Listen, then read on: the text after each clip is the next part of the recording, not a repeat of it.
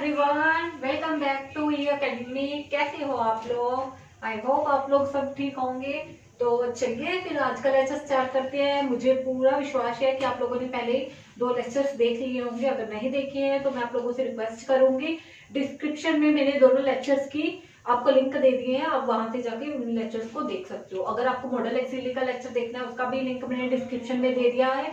अगर आप लोगों को मूड के बारे में पढ़ना है, बहुत ही इंटरेस्टिंग टॉपिक है और बहुत ही इंपॉर्टेंट टॉपिक है आपके एग्जाम के पॉइंट ऑफ व्यू से, तो उसका भी लिंक मैंने डिस्क्रिप्शन में आप लोगों को दे दिया है।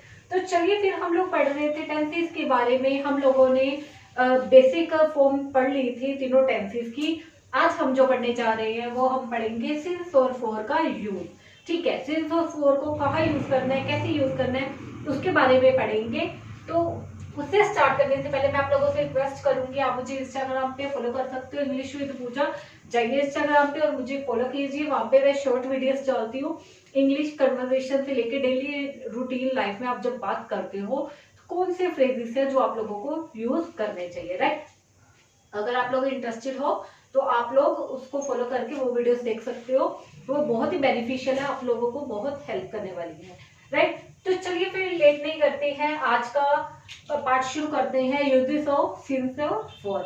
ये पार्ट 3 है, पार्ट 2 आ चुकी है। पार्ट 2 और पार्ट 1 आपको अपलोडेड है, मिल जाएगा, राइट।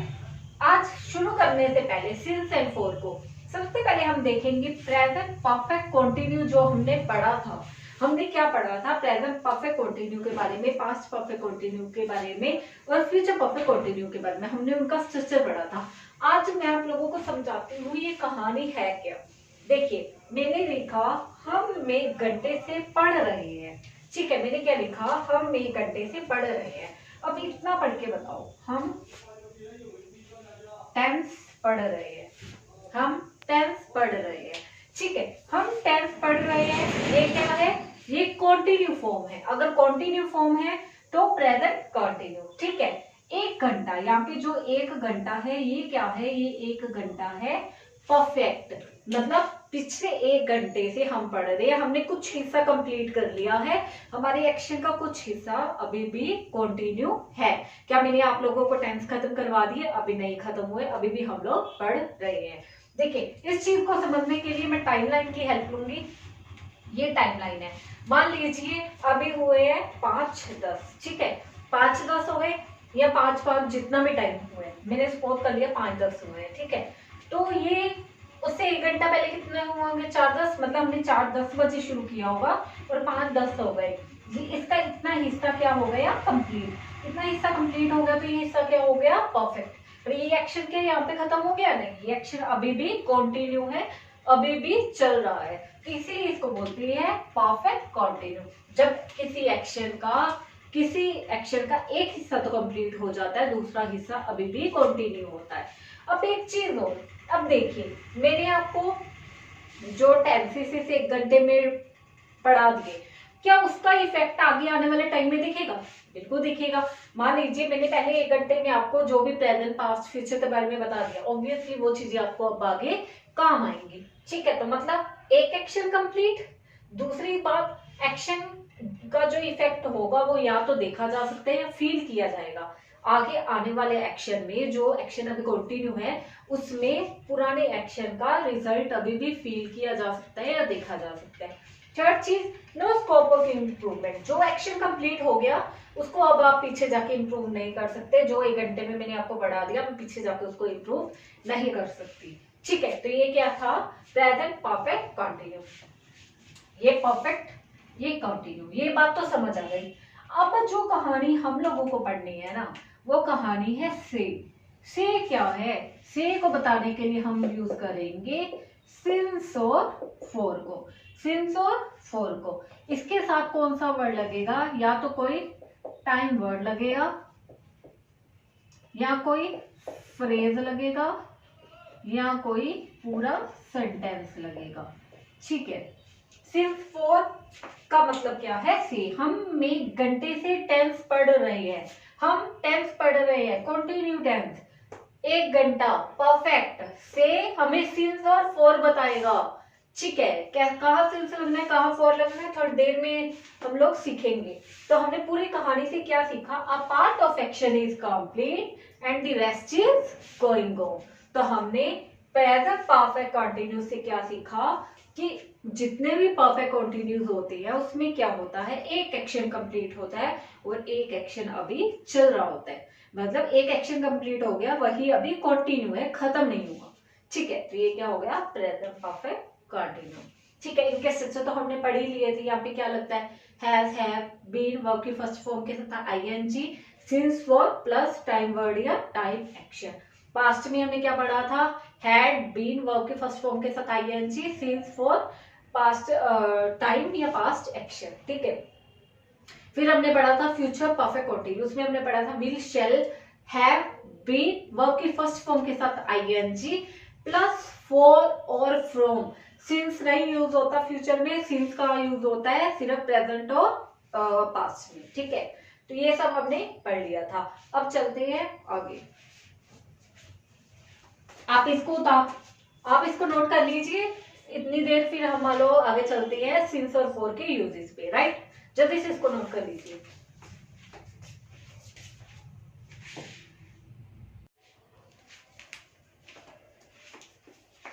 हाँ जी बच्चों, आइए देखिए, आगे देखते हैं सिंस और फॉर के यूज के बारे में। देखिए, सिंस का यूज हम तब करते हैं जब हम किसी स्पेसिफिक टाइम की बात करते हैं, हम किसी पॉइंट ऑफ टाइम की बात करते हैं।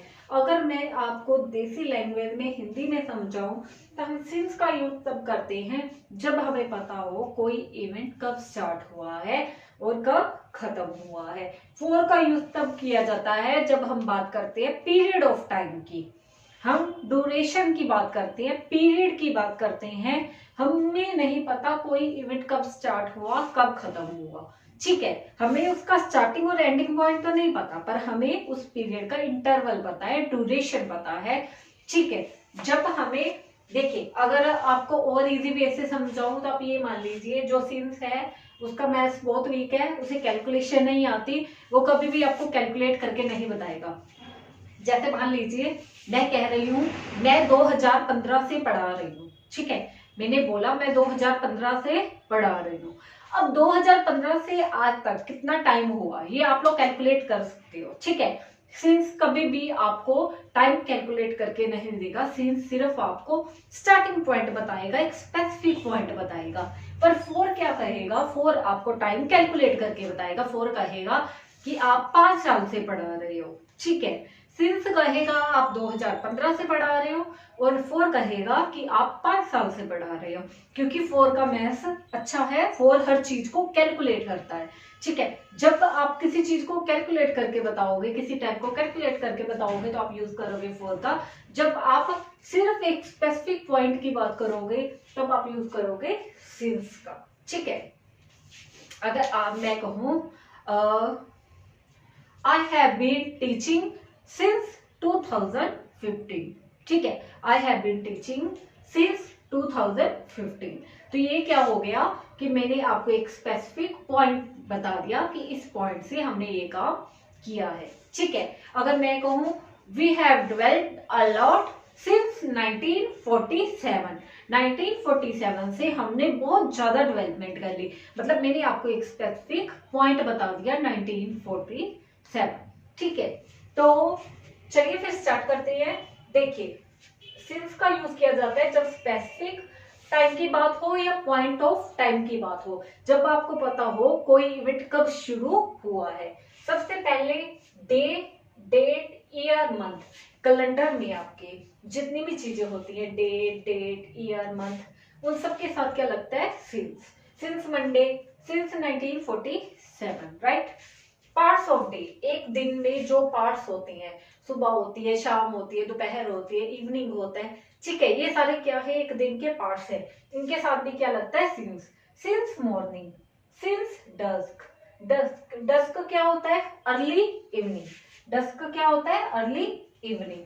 सिंस डॉन, हाँ जी इसको डॉन बोलते हैं, डॉन, दूसरे वाला डॉन नहीं, डॉन। सिंस डॉन मतलब अर्ली मॉर्निंग, ये अर्ली मॉर्निंग, ये अर्ली इवनिंग। ठीक है, स्टेजेस ऑफ लाइफ, लाइफ की जो स्टेजेस होती है, आप पहले बच्चे होते हो, फिर बड़े हो जाते हो, फिर यंग हो जाते हो, फिर आप अडल्ट हो जाते हो, फिर आप ओल्ड हो जाते हो, वो जो लाइफ की स्टेजेस हैं उनके साथ भी क्या लगता है, since childhood, since adulthood, right. फिर इवेंट और ओकेजन, जितने भी आपके ओकेजन होते हैं या जितने भी आपके इवेंट होते हैं उनके साथ भी सिंस लगता है। Since Diwali, since his wedding anniversary, ठीक है। ये सब क्या है, वो पॉइंट है जिनके साथ हम किसका यूज करते हैं, सिंस का, जब हम बात करते हैं स्पेसिफिक टाइम की या एक पर्टिकुलर पॉइंट ऑफ व्यू की। नेक्स्ट है यूज ऑफ फॉर। फॉर का यूज कब किया जाता है, जब हम बात करते हैं पीरियड की, पीरियड ऑफ टाइम की, ठीक है। जैसे कि ड्यूरेशन, ड्यूरेशन जब हम बात करते हैं, मतलब हमें ये नहीं पता कि टाइम कब स्टार्ट हुआ। मान लीजिए कि आपने अपने दोस्त को फोन किया, आपने उसको बोला यार मैं तेरा फोन कब से मिला रहा हूँ, वो पूछ रहा है भाई कब से, बहुत देर से मिला रहा हूँ। वो फिर पूछ रहा है भाई कितनी देर से, अब कह रहे बस बहुत देर से मिला रहा हूँ। बहुत देर से मतलब फॉर अ लॉन्ग टाइम, मतलब वो टाइम कब स्टार्ट हुआ कब खत्म हुआ वो नहीं पता, पर उसका पीरियड पता है कि वो पीरियड बहुत लंबा था, ठीक है। तो वो क्या हो गया, ड्यूरेशन, तो उसके साथ भी क्या लगेगा, फॉर। फिर बात करेंगे न्यूमेरल की। देखो जो न्यूमेरल होता है हमारा, उसमें भी हम क्या यूज करते हैं, उसमें हम न्यूमेरिकल वैल्यूज यूज करते हैं टाइम के साथ, न्यूमेरिकल वैल्यू प्लस टाइम, ठीक है। फॉर 3 डेज, 3 डेज क्या है, न्यूमेरल वैल्यूज है, न्यूमेरिकल वैल्यूज है जिसमें हम मैथमेटिक्स वैल्यू यूज करते हैं, जिसमें हमें एग्जैक्ट डेज पता होते हैं, ठीक है। कैलकुलेटेड टाइम, जब हम टाइम कैलकुलेट करने की कोशिश करते हैं। मैंने बोला फॉर अ सेंचुरी, अब सेंचुरी क्या है, हमें पता है एक सेंचुरी में 100 ईयर्स होते हैं, तो हमने 100 ईयर्स को क्या करने की कोशिश की कैलकुलेट, हमने कैलकुलेट करके बता दिया सेंचुरी, ठीक है। For a century. For a week, हमें पता वीक में कितने दिन होते हैं, 7 डेज, ठीक है। जब हम टाइम को कैलकुलेट करने की कोशिश करते हैं तभी हम किसका यूज करते हैं, फॉर का। दोबारा से सुन लीजिए, सिंस का यूज तब होता है जब हम किसी स्पेसिफिक टाइम की बात करते हैं, जब हमें पता होता है कोई इवेंट कब स्टार्ट हुआ। पर फॉर का यूज तब करते हैं जब हमें पीरियड का पता होता है, हमें उसके स्टार्टिंग और एंडिंग पॉइंट का नहीं पता होता, ठीक है। तो तब हम किसका यूज करते हैं, फॉर का, ठीक है। इसको ध्यान से देख लीजिए। फिर अभी हम लोग एक एक्सरसाइज करेंगे, छोटी सी एग्जांपल्स करेंगे, और आप लोग मुझे बताओगे कि कहाँ पे सिंस आएगा और कहाँ पे फॉर आएगा। अगर कोई भी डाउट है तो पूछ लीजिएगा, ठीक है। तो आपको समझ आ गया ना, फॉर का यूज होगा ड्यूरेशन बताने के लिए, न्यूमेरल वैल्यूज बताने के लिए, कैलकुलेटेड टाइम बताने के लिए। सिंस का यूज होगा डेट, डे, ईयर, मंथ बताने के लिए, पार्ट्स ऑफ डे बताने के लिए, स्टेजेस ऑफ लाइफ बताने के लिए, इवेंट और ओकेजन बताने के लिए, ठीक है। तो इतना नोट कीजिए, फिर आगे चलते हैं।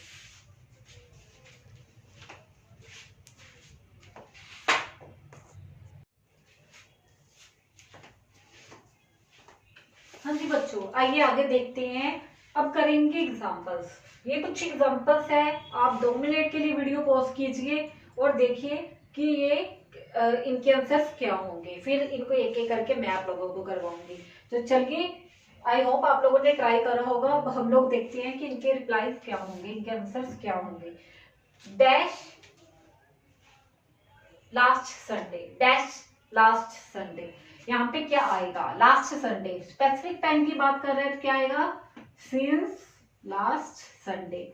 डैश वी मेट, जब आप किसी इंसान को मिले, मान लीजिए आप अपने दोस्त को मिले, जब उस इंसान को मिले, वो टाइम, वो जगह, वो डेट, वो एक पर्टिकुलर स्पेसिफिक टाइम है, फिक्स्ड टाइम है, इसलिए सॉरी फिक्स्ड टाइम होने के कारण ही, जस्ट अ मिनट,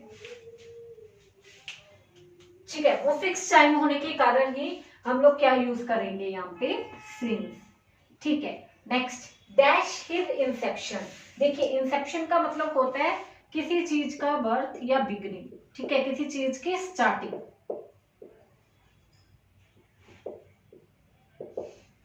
किसी चीज की बिगनिंग, ठीक है। तो जब कोई चीज स्टार्ट हुई, जब किसी चीज का बर्थ हुआ, वो डेट, वो टाइम, वो जगह फिक्स होगी ना, तो क्या आएगा, since his Inception, right. Dash he left the village, जब किसी इंसान ने अपना विलेज छोड़ा, अपना घर छोड़ा, तो वो टाइम फिक्स होगा। टाइम फिक्स होगा तो क्या आएगा? सिंस। ठीक है। Dash time immemorial. देखिए इम मेमोरियल क्या होता है? मेमोरियल का मतलब होता है वो चीज जिसे याद किया जाए। ठीक है, याद रखने लायक कोई चीज। जैसे ही मेमोरियल के साथ इम लग गया तो ये बन गया वो चीज जिसको कभी भुलाया ना जा सके, वो चीज जिसको आप कभी भुला नहीं सकते। मान लीजिए आपकी लाइफ में कोई ऐसा इवेंट, कोई ऐसी घटना या कुछ ऐसा हुआ जिसको आप चाह के भी नहीं भुला सकते, दैट मीन्स वो चीज, वो डेट कुछ स्पेशल होती है। यहाँ पे क्या आएगा? Since. Right. Dash 3 days and 4 nights। देखिए यहाँ पे किसकी बात हो रही है? कैलकुलेटेड टाइम की। 3 days 4 nights, न्यूमेरल वैल्यूज, तो क्या आएगा? 4 3 days and 4 nights। Dash a long time, ये तो मैंने आपको करवाई दिया, for a long time. Dash 3 days after Holi. जी सोचिए, बताइए क्या आएगा? सिंस या 4। देखिए यहाँ पे बात किसकी हो रही है? होली की या 3 days की? मैं कह रही हूँ 3 days 1 2 3 3 days आफ्टर होली।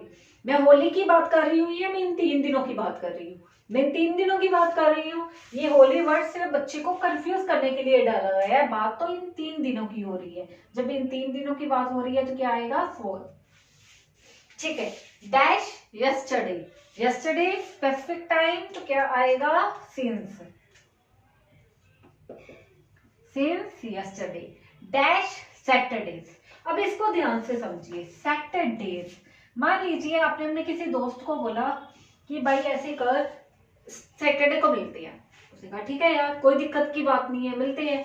आप गए, आपने सैटरडे का उसका वेट किया, वो नहीं आया। अगला सैटरडे आ गया, आप नेक्स्ट सैटरडे गए उसको मिलने, वो फिर नहीं आया। आप फिर वेट कर रहे थे, नेक्स्ट सैटरडे आ गया। अब नेक्स्ट सैटरडे आपने उसका वेट किया, वो फिर नहीं आया। आपने फिर वेट किया, अब आ गया अगला सैटरडे। इस सैटरडे वो आया। जैसे वो आएगा आप उसको क्या कहोगे? जैसे वो आएगा इस शनिवार, आप उसे क्या कहोगे? इमोशनल नहीं होना है मुझे, मैं समझ रही हूँ आप लोग क्या कहना चाह रहे हो। वो नहीं, मैं आपको प्रैक्टिकली पूछ रही हूँ कि आप उसको क्या कहोगे कि भाई मैं तेरा कितने सैटरडे से वेट कर रहा था, कितने सैटरडे से वेट कर रहा था। मतलब हम क्या करने की कोशिश कर रहे हैं? हम टाइम को कैलकुलेट करने की कोशिश कर रहे हैं। जब हम टाइम को कैलकुलेट करते हैं तो क्या आता है? 4। सेम वही बात है आवर्स की। जैसे मान लीजिए आपने अपने दोस्त को मिलने के लिए बुलाया, ठीक है, उसने बोला कि भाई मैं सुबह 10 बजे आ जाऊंगा। ठीक है, आपने 10 बजे उसका वेट किया, फिर वो नहीं आया, 11 बज गए, वो नहीं आया, 12 बज गए, वो नहीं आया, 1 बज गया। ठीक है, ऐसे जैसे ही वो आएगा आप उसको क्या कहोगे? मैं तेरे कितने घंटों से वेट कर रहा हूँ, मैं तेरे कितने घंटों से वेट कर रहा हूँ। आप क्या करने की कोशिश कर रहे हो? कैलकुलेट करने की कोशिश कर रहे हो टाइम को। जब आप टाइम को कैलकुलेट करने की कोशिश करते हो तो क्या आएगा? 4। राइट। Dash last week. देखिए इसको बड़े ध्यान से समझिएगा। डैश लास्ट वीक, ये बड़ा ही इंटरेस्टिंग हो सकता है समझना कि डैश लास्ट वीक का क्या कंसेप्ट है। देखिए डैश लास्ट वीक, एक वीक में हमको पता है Sunday, Monday, Tuesday, Wednesday, Thursday, Friday और सैटरडे। ठीक है, ये उस जैसे उसने बोला लास्ट वीक, मतलब वो लास्ट वीक के बाद के टाइम की बात कर रहा है। वो टाइम क्या होगा? Specific time. ठीक है, वो क्या होगा? Specific time. ठीक है, जब स्पेसिफिक टाइम की बात हो रही है तो क्या आएगा? Since last week. उसने क्या बोला? Last week. लास्ट वीक मतलब वो जहां पे ये वीक खत्म हुआ उसके बाद के पॉइंट ऑफ टाइम की वो बात कर रहा है। फिर उसने बोला the last week. The last week जैसे ही वर्ड आया, दैट मीन्स वो डेज कैलकुलेट करने की कोशिश कर रहा है। और एक वीक में 7 डेज होते हैं, तो यहाँ पे क्या हो गया? जब टाइम कैलकुलेट होने की बात हो गई तो क्या आ गया? 4 दी लास्ट वीक। जैसे ही आर्टिकल लगा उसने ये बताने की कोशिश की कि वो लास्ट वीक को एम्फेसाइज कर रहा है, वो लास्ट वीक के अंदर के दिनों को एम्फेसाइज कर रहा है, उनको काउंट करने की कोशिश कर रहा है, ना कि लास्ट वीक के आगे वाले स्पेसिफिक टाइम की बात कर रहा है। अगर अकेला लास्ट वीक आएगा दैट मीन्स वो स्पेसिफिक टाइम की बात कर रहा है, अगर दी लास्ट वीक आएगा दैट मीन्स वो डेज को कैलकुलेट करने की कोशिश कर रहा है। ठीक है, तो ये कुछ एग्जांपल्स थी। आई होप आप लोगों को ये समझ आया होगा। तो चलिए फिर आगे देखते हैं। देखिए ये जो कहानी थी, ये कहानी थी हमारी जब हमको थोड़ा क्रैमिंग करना होता है। ठीक है, जब आप ये बुकिश लैंग्वेज आप मान सकते हो कि हाँ इनका डायरेक्ट यूज आप लोगों को पता लग गया कि भाई यहाँ यहाँ ऐसे ऐसे ये चीज यूज होगी। पर अब बात करते हैं प्रैक्टिकल की। एक्चुअल में इनकी कहानी क्या है, सिंस और फोर की। सिंस और फोर की कहानी एक्चुअल में क्या है, देखिए अगर मैं यूज ऑफ सिंस की बात करूं और यूज नंबर 1, तो बड़े ध्यान से सुनिएगा। जो सिंस होता है उसका क्या मतलब होता है। सिंस का मतलब होता है, बड़े ध्यान से सुनिएगा, तब से अब तक। तब से अब तक सिंस का जो मतलब होता है वो क्या होता है, तब से अब तक। तब से मतलब कोई एक्शन जो कि पास्ट में शुरू हुआ और अभी तक चल रहा है या अभी खत्म हो गया। सपोज कीजिए मैंने आपको 4 बजे पढ़ाना शुरू किया, 4 से लेके अभी जो भी टाइम हुआ है 5:30 या जितना भी, ठीक है, वो टाइम क्या हो गया, कंप्लीट हो गया। मतलब तब से स्टार्ट हुआ, पास्ट के टाइम से स्टार्ट हुआ और वो अभी या तो कंप्लीट हो जाएगा या अभी कंटिन्यू होगा। ठीक है, तो ये यहाँ पे क्या लगेगा, पास्ट का स्पेसिफिक टाइम। मतलब यहाँ पे जो भी सेंटेंस आएगा वो हमेशा क्या होगा, पास्ट इंडेफिनिट। ठीक है, और यहाँ पे जो सेंटेंस आएगा वो हमेशा क्या होगा, प्रेजेंट परफेक्ट। क्या होगा, प्रेजेंट परफेक्ट। कैसे, देखिए मैंने लिखा we have dwelt a lot since 1947। एक चीज तो मैंने लिखी सिंस 1947। दूसरी चीज मैंने लिखी since we got freedom. Since we got freedom, right. तो यहाँ पे हमने क्या लिखा, we have dwelt a lot। ये जो मेरा सेंटेंस है ये क्या है, मेरा प्रेजेंट परफेक्ट। ये मेरा क्या है, देखिए ये मेरा एक टाइम वर्ड है और ये मेरा एक सेंटेंस है। मैंने आपको बोला था सिंस के बाद या तो टाइम वर्ड आ सकता है, कोई फ्रेज आ सकता है, पूरा सेंटेंस आ सकता है। अगर तो एक वर्ड आ रहा है तो सिंस कैसे बिहेव करेगा, सिंस बिहेव करेगा प्रेपोजिशन की तरह। सिंस कैसे बिहेव करेगा, प्रेपोजिशन की तरह। अगर सिंस के बाद अगर 1947 अकेला लिखती हूँ, एक वर्ड लिखती हूँ, तो सिंस कैसे बिहेव करेगा, प्रेपोजिशन की तरह। अगर मैं सिंस के बाद पूरा सेंटेंस लिखती हूँ तो सिंस कैसे बिहेव करेगा, कंजंक्शन की तरह। क्योंकि कंजंक्शन की डेफिनेशन हमने क्या पढ़ी थी, कंजंक्शन क्या होता है, जो कि दो सेंटेंसेस या दो वर्ड्स को जोड़ने का काम करता है। ठीक है, तो इसने दो सेंटेंसेस को जोड़ा तो यहाँ पे सिंस कंजंक्शन हो गया। जब वो सिंस ने एक वर्ड को जोड़ा तो सिंस क्या हो गया, प्रेपोजिशन हो गया। ठीक है, तो अब तक हमने क्या पढ़ा, we have dwelt a lot since 1947। 1947 से लेकर अब तक हमने बहुत डेवलपमेंट कर ली है। ठीक है, अगर मैं इसको और लिखूं, अगर कोई और सेंटेंस लिखना चाहे तो हम ऐसे लिख सकते हैं, nobody has spoken to us since morning।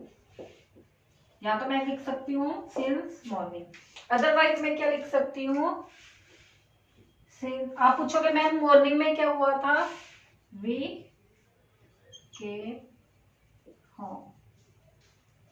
ठीक है, अगर मैं पूरा सेंटेंस चाहूँ वो लिख सकती हूँ, अगर मैं एक टाइम वर्ड चाहूँ तो मैं वो लिख सकती हूँ। मैंने क्या लिखा, सुबह से लेकर अब तक हमसे किसी ने बात नहीं की है। Nobody has spoken to us since morning. Nobody has spoken to us since morning. या nobody has spoken to us since we came home. Came verb की second form, we got freedom, got verb की second form, ये past indefinite, past indefinite, ठीक है। जब भी specific time की बात होती है तो हम कौन सा सेंटेंस यूज करते हैं, कौन सा टेंस यूज करते हैं, पास्ट इंडेफिनेट। जब से हम घर वापस आए हैं तब से लेकर अब तक हमसे किसी ने बात नहीं की, ठीक है। Nobody has spoken to us since morning और we came home, राइट। इतनी चीज समझ आ गई। ये तो हो गया इसका यूज नंबर 1। अब आगे देखिए कि मैं यहाँ पे एक सेंटेंस और यूज कर सकती हूँ। अब ये तो वो बात हो गई जब मेरा एक्शन कंप्लीट हो चुका है। अगर मेरा एक्शन कंप्लीट नहीं हुआ, मेरा एक्शन अभी भी कंटिन्यू है, ठीक है। मान लीजिए मैंने आपको सुबह टेंसेस करवाने स्टार्ट किए, अभी तक मेरे टेंसेस खत्म तो नहीं हुए, मैं अभी भी आपको पढ़ा रही हूँ, मतलब मेरा एक्शन अभी भी चल रहा है। तो यूज नंबर 2 क्या हो गया कि जब सिंस का कोई भी एक्शन अभी कंटिन्यू है तो तब से में पास्ट इंडेफिनेट या प्रेजेंट परफेक्ट कंटिन्यू। पहले हमने पढ़ा था प्रेजेंट परफेक्ट, अब क्या लगेगा, प्रेजेंट परफेक्ट कंटिन्यू। देखिए कैसे,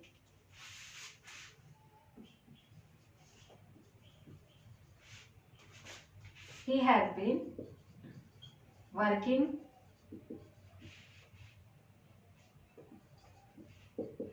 since morning, या आप लिख सकते हो we came home, ठीक है। मैंने लिखा he has been working since he came home या since morning, सुबह से लेकर वो अब तक काम कर रहा है। he has been working मतलब सेंटेंस कंटिन्यू है। ये कौन सा टेंस हो गया, ये कौन सा टेंस हो गया, प्रेजेंट परफेक्ट कंटिन्यू। और ये क्या हो गया हमारा, पास्ट इंडेफिनिट का या तो एक्शन या टाइम, ठीक है। तो या तो हम क्या कर सकते हैं, सिंस से पहले, देखिए सिंस के बाद तो अपने दिमाग में बिठा लीजिए, सिंस के बाद और कोई टेंस नहीं आएगा, सिंस के बाद सिर्फ एक ही टेंस आ सकता है, पास्ट इंडेफिनिट। और सिंस से पहले आपके पास 2 ऑप्शंस है, या तो प्रेजेंट परफेक्ट कंटिन्यू आएगा या आपका प्रेजेंट परफेक्ट आएगा, ठीक है। ये आपकी एग्जाम के पॉइंट ऑफ व्यू से इतना इंपॉर्टेंट है, हर बार इससे क्वेश्चन पूछा जाता है। ध्यान में रखना आपके एरर क्या पूछी जाएगी, यहाँ तो सिंस फॉर की एरर पूछ ली जाएगी, या यहाँ पे पास्ट इंडेफिनिट की जगह कोई और टेंस लिख के दे दिया जाएगा, या आगे प्रेजेंट परफेक्ट की जगह या प्रेजेंट परफेक्ट कंटिन्यू की जगह कोई और टेंस लिख के दे दिया जाएगा। आपको इन चीजों का ध्यान रखना है, ठीक है। तो हमने अब कुल मिला के क्या पढ़ा, हमने ये पढ़ा कि यहाँ तो लगेगा प्रेजेंट परफेक्ट, यहाँ लगेगा प्रेजेंट परफेक्ट कंटिन्यू, ठीक है। यहाँ तो ये लगेगा, इन दोनों के साथ लगेगा सिंस, और सिंस के बाद लगेगा या तो पास्ट का टाइम या पास्ट का एक्शन, ठीक है। या तो कोई सेंटेंस हो सकता है, या वर्ड हो सकता है, या कोई फ्रेज हो सकता है, ठीक है। तो आई होप आप लोगों को ये चीज समझ आ गई होगी। अब चलते हैं आगे, यूज नंबर 3। अब देखते हैं यूज नंबर 3।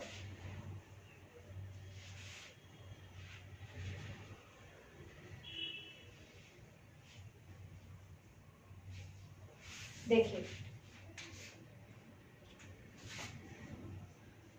यूज नंबर 3 क्या होगा, use number 1 versus use number 2। मतलब अब हमें कैसे पता चले कि प्रेजेंट परफेक्ट लगाना है या प्रेजेंट परफेक्ट कंटिन्यूस लगाना है।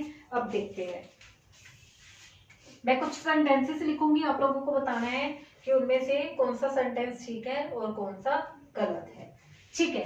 तो अभी एक बार जल्दी से क्विक रिवीजन करिए, फिर उतनी देर में हम लोग देखते हैं।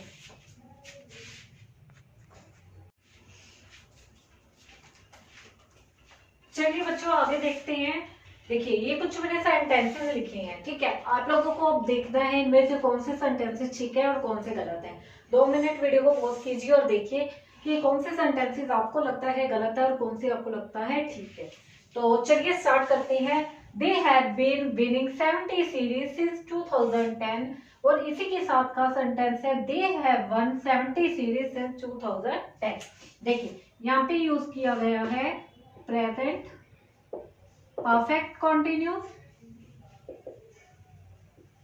यहाँ पे यूज किया गया है प्रेजेंट परफेक्ट।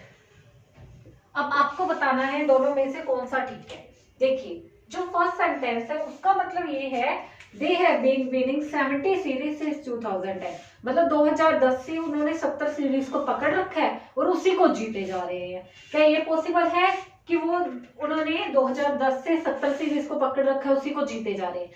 आप मान लीजिए कि आप ये कहो कि मैं 70 सीरीज जीत चुका हूं, आप ये तो नहीं कहोगे मैं 70 सीरीज जीत रहा हूं। 70 सीरीज जीत रहा हूं का क्या सेंस बना? जैसे ही आपने नेक्स्ट सीरीज जीती वो कितनी कौन सी हो गई? 71। ठीक है, तो 70 का तो कोई सेंस ही नहीं रहा। मतलब यहाँ पे ये चीज परफेक्ट कंटिन्यू में ना होकर प्रेजेंट परफेक्ट में होनी चाहिए थी। ठीक है, आप मेरी बात समझिए या नहीं समझे? देखो मैं कह रही हूँ कि आप 70 सीरीज का नहीं लेते। मान लीजिए मैं कह रही हूँ कि मैंने 70 स्कोर्स मैं 2010 से लेके अब तक 70 स्कोर्स जीतती आ रही हूँ। ऐसे बोलूंगी जीतती आ रही हूँ या ऐसे बोलूंगी कि मैंने अब तक 70 स्कोर्स जीते? 70 स्कोर्स जीतती आ रही हूँ का क्या सेंस बना? 70 से जैसे मैंने एक स्कोर और जीता वो 71 बन गया। ठीक है, तो यहाँ पे 70 सीरीज का तो कोई मतलब नहीं बना। जैसे उन्होंने नेक्स्ट सीरीज खेली वो क्या बन गई? 71st सीरीज बन गई। ठीक है, तो यहाँ पे फिर ये सेंटेंस कंटिन्यू नहीं हो सकता। ये सेंटेंस किस में होगा? परफेक्ट में। जैसे कि मान लीजिए मैंने कहा I have been teaching 1000 student since 2015, since 2015। ये कौन सा टेंस है? Present perfect continue. फिर मैंने बोला I have taught 1000 student since 2015। ये क्या है? Present perfect. अब मुझे एक चीज बताइए, इस सेंटेंस का मतलब तो ये बन रहा है I have been teaching 1000 student since 2015 कि मतलब मैंने 1000 बच्चों को एक कमरे में बंद कर रखा है, उन्हीं को पढ़ाई जा रही हूँ। पता नहीं ऐसा क्या पढ़ा रही हूँ, ना वो फेल हो रहे हैं ना पास हो रहे हैं, मतलब ना वो इंक्रीज हो रहे हैं ना वो ज्यादा हो रहे हैं, बस 1000 के 1000 ही है। क्या ऐसे हो सकता है? नहीं। मुझे कहना क्या चाहिए था कि मैं अब तक 1000 बच्चों को पढ़ा चुकी हूँ। ठीक है, पढ़ा चुकी हूँ। हाँ, अगर मैं बात करूं तो ये गलत हो गया, ये ठीक। हाँ, अगर मैं कहूँ I have been teaching English since 2011 तो ये ठीक है कि हाँ मैं 2011 से इंग्लिश को पढ़ा रही हूँ, क्योंकि मैं अभी भी पढ़ा रही हूँ, तो ये कंटिन्यू फॉर्म में हो सकता है, पर ये कंटिन्यू फॉर्म में नहीं हो सकता। तो ऐसे सेंटेंसेस में आपको अपनी कॉमन सेंस लगानी पड़ेगी कि कहाँ पे सही मीनिंग डिलीवर हो रहा है। ठीक है, तो हमने क्या सीखा कि हमें कैसे पता चलेगा कि प्रेजेंट परफेक्ट कंटिन्यू लगेगा या प्रेजेंट परफेक्ट लगेगा। देखिए कोई एक्शन अगर पहले शुरू हुआ था अभी भी चल रहा है तभी कंटिन्यू आएगा, अदरवाइज हमारा प्रेजेंट परफेक्ट आएगा। ठीक है, तो ये सेंटेंस भी बिल्कुल ठीक है। इतना समझ आ गया आप लोगों को? तो चलिए फिर आगे देखते हैं यूज नंबर 4।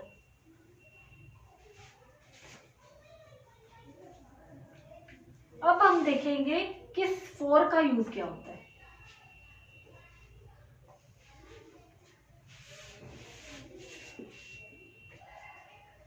ये देखिए मैंने बोला कि सिंस का मतलब होता है तब से अब तक। ठीक है, तब से अब तक, ये तब से एक पॉइंट ऑफ टाइम है। ठीक है, ये अब तक भी एक पॉइंट ऑफ टाइम है, तो इसके बीच का जो टाइम है ये क्या हो गया? इंटरवल। इस इंटरवल का जो आंसर देगा उसको बोलेंगे ड्यूरेशन। उसको क्या बोलेंगे? ड्यूरेशन। और जो ड्यूरेशन की बात करता है उसके लिए हम क्या यूज करते हैं? 4। ठीक है, तो 4 2015 नहीं आएगा, सिंस 2015 आएगा, क्योंकि बात हो रही है स्टार्टिंग पॉइंट की। अगर मैं कहूं फॉर 5 years और सिंस 5 years, देखिए सिंस 5 years नहीं आएगा, फॉर 5 years आएगा, क्योंकि यहाँ पे बात हो रही है इंटरवल की। मान लीजिए कि ये जो मेरा पॉइंट ऑफ व्यू है या पॉइंट ऑफ टाइम है, ये 2015 से स्टार्ट हुआ और ये 2020 तक चल रहा है। तो इस ड्यूरेशन में कितने साल हो गए? 5 साल। ठीक है, तो 5 ईयर मेरा यहाँ पे क्या हो गया, यहाँ पे 5 ईयर मेरी ड्यूरेशन है। अगर 5 ईयर की बात करूंगी तो 4 आएगा, अगर मैं 2015 की बात करूंगी तो मेरा सिंस आएगा। देखिए एक चीज और याद रखिए, 4 का मतलब होता है से। ठीक है, से। अब मैं कहूं कि मैं 2015 से अब तक पढ़ा रही हूँ, 2015 से अब तक, जैसे मैंने अब तक वर्ड बोल दिया मतलब क्या यूज होगा? सिंस। अगर मैं ये कहूं 2015 से अगर मैं 2015 को ठीक मान लूं, ठीक है, मैंने बोला कि ये जो चीज है वो ठीक है, तो इसका मतलब तो ये हो गया 2015 से